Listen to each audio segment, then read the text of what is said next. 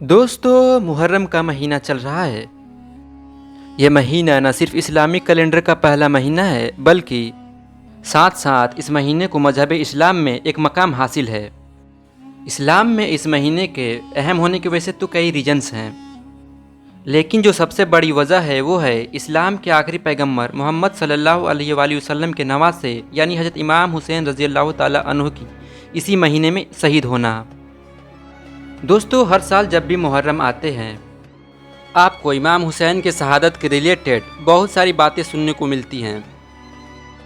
آپ حضرت امام حسین کی ہسٹری سے ریلیٹڈ بہت ساری ویڈیوز دیکھتے ہوں گے اور بہت ساری کتابوں میں ان کے بارے میں بہت کچھ پڑھتے بھی ہوں گے۔ دوستو آپ جب بھی کربلا کی ہسٹری کے بارے میں کچھ بھی پڑھتے ہوں گے یا سنتے ہوں گے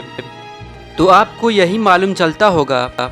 جہاں ایک طرف امام حسین ایک نیک اور منصف انسان تھے اور وہیں دوسری طرف یزید ایک غیر منصف اور ظالم بدکار قسم کا انسان تھا، اور یہی وجہ تھی کہ امام حسین نے یزید کی سلطنت کو قبول کرنے سے منع کر دیا تھا۔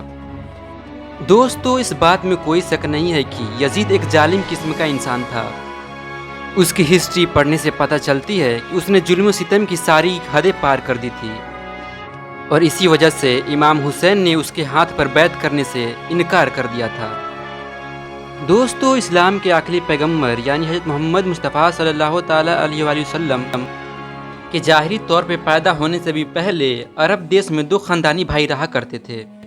جن میں سے ایک کا نام ہاشم تھا اور دوسرے کا امیہ۔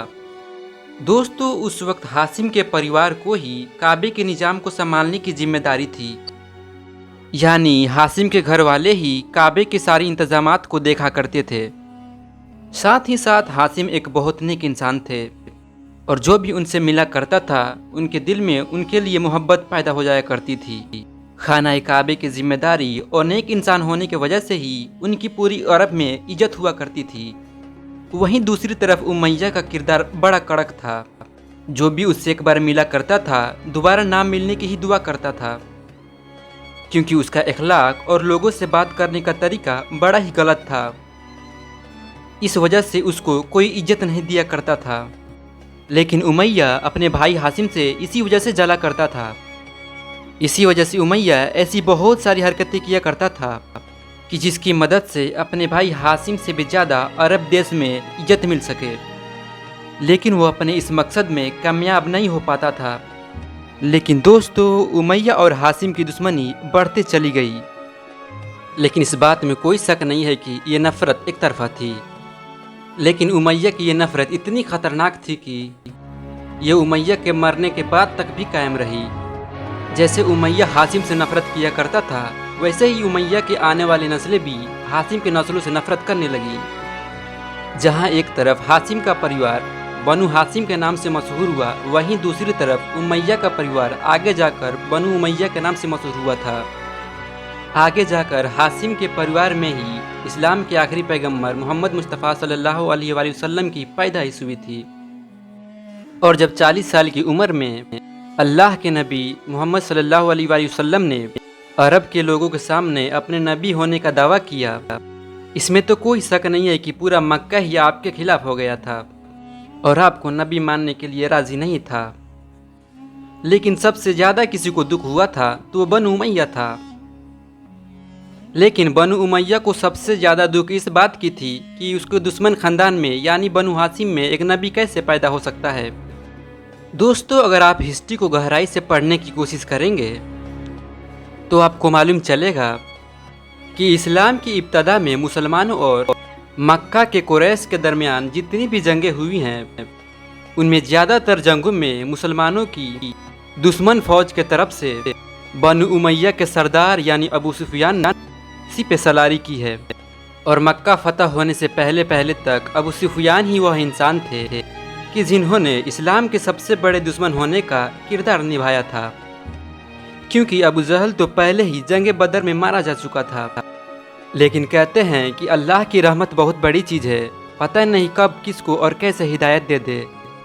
مکہ فتح ہوتے ہی حضرت ابو سفیان ایمان لے آئے، اور ابو سفیان رضی اللہ تعالیٰ عنہ کی ایمان لانے کے بعد ہی ابو ہاشم اور ابو امیہ کے بیچ کو جو نفرتیں تھی وہ ختم ہو چکی تھی۔ اس کے بعد حضرت ابو سفیان نے اپنی پورے فیملی خاص کر اپنے بیٹے حضرت امیر معاویہ کے ساتھ پوری زندگی ہی اسلام کی خدمت میں گزاری۔ لیکن دوستو، بنو ہاشم اور بنو امیہ کے بیچ کو جو دشمنی تھی وہ اس وقت ختم ہوئی تھی جب محمد مصطفیٰ صلی اللہ علیہ وآلہ وسلم اس دنیا سے ظاہری طور پہ رخصت ہونے کے بالکل قریب تھے۔ حضرت محمد مصطفیٰ صلی اللہ علیہ وآلہ وسلم کے اس دنیا سے ظاہری طور پہ رخصت ہو جانے کے بعد بھی حضرت ابو بکر صدیق اور حضرت عمر فاروق رضی اللہ تعالیٰ عنہ کے زمانے میں بھی بنو ہاشم اور بنو امیہ کے درمیان سب کچھ ٹھیک چلتا رہا۔ لیکن اچانک سے بنو ہاشم اور بنو امیہ کے رشتے تیسرے خلیفہ یعنی عثمان غنی رضی اللہ تعالیٰ عنہ کے دور میں، جو کہ بنو امیہ سے تعلق رکھتے تھے، خراب ہونے لگے۔ کہا جاتا ہے کہ مدینے میں ایک مروان نام کا شخص تھا اور اس کو اس کی غلط حرکتوں کی وجہ سے مدینے سے باہر نکال دیا گیا تھا۔ لیکن اچانک سے حضرت عثمان غنی رضی اللہ تعالیٰ عنہ کے دور میں وہ شخص پھر سے مدینہ آ گیا اور اپنے کام سنبھال لیے۔ لیکن عثمان غنی کا یہ کہنا تھا کہ میں نے مروان کو حضور صلی اللہ تعالیٰ علیہ وآلہ وسلم سے معافی منگوائی ہے، لیکن اس مروان کی وجہ سے ایک باغیوں کا گروہ حضرت عثمان غنی رضی اللہ تعالیٰ عنہ کے خلاف کھڑا ہو گیا۔ دیکھتے ہی دیکھتے بات بگڑتی گئی اور ایک وقت ایسا بھی آیا کہ اسی جھگڑے کی وجہ سے حضرت عثمان غنی کی شہادت ہو گئی۔ حضرت عثمان غنی رضی اللہ تعالیٰ عنہ کے شہادت کے بعد اگلا خلیفہ حضرت علی کو قبول کر لیا گیا، لیکن حضرت ابو سفیان کے بیٹے یعنی وہی امیر معاویہ کہ جن کا میں نے پہلے بھی ذکر کیا ہے،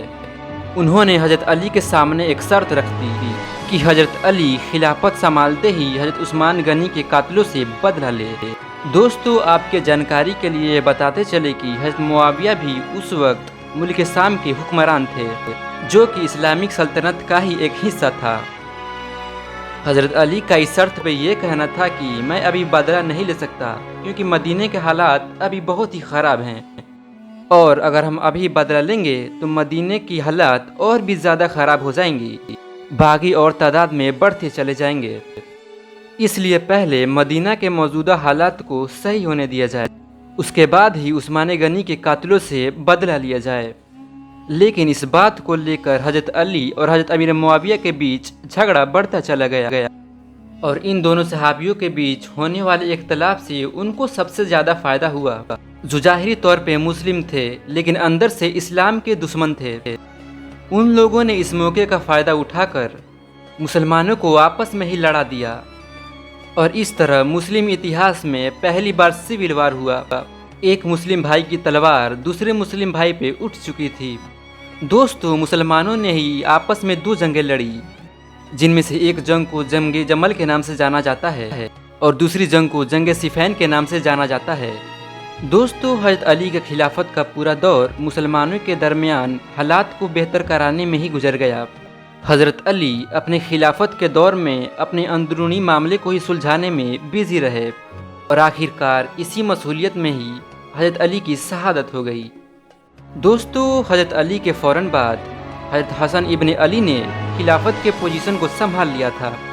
لیکن 6 مہینے بعد حضرت حسن نے یہ کہہ کر خلافت چھوڑ دیا کہ میں اپنے ہی مسلم بھائیوں کے بیچ اختلافات کا ذریعہ نہیں بن سکتا۔ حضرت حسن نے حضرت امیر معاویہ سے صلح کر لی۔ اس کے بعد امیر معاویہ کی پوری مسلم سلطنت کی خلافت آ چکی تھی۔ دوستو، حضرت معاویہ ایک نیک اور صحابی رسول تھے، اس لیے ان کے خلافت سے کسی کو بھی دقت نہیں تھی۔ لیکن حضرت امیر معاویہ رضی اللہ تعالیٰ عنہ کے بعد جب ان کا بیٹا یزید تخت پہ بیٹھا تو مسلم قوم میں ایک طوفان آ گیا، کیونکہ یزید خلافت کے لائق ہی نہیں تھا۔ یزید وہ ہر ایک کام کیا کرتا تھا جو اسلامک قانون کے خلاف تھا۔ یزید کے بارے میں بہت سارے اتہاسکار الگ الگ باتیں لکھتے ہیں،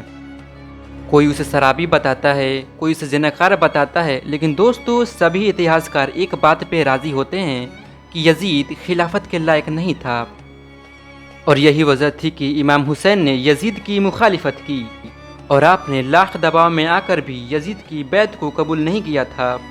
اور دوستو، امام حسین اور یزید کے اسی اختلاف کی وجہ سے آگے جا کر کربلا کا واقعہ پیش آیا تھا، کے بارے میں انشاءاللہ ہم جلد ہی ایک اور ویڈیو بنائیں گے۔ دوستو، آج کی اس ویڈیو کا ہم یہیں پہ اختتام کرتے ہیں۔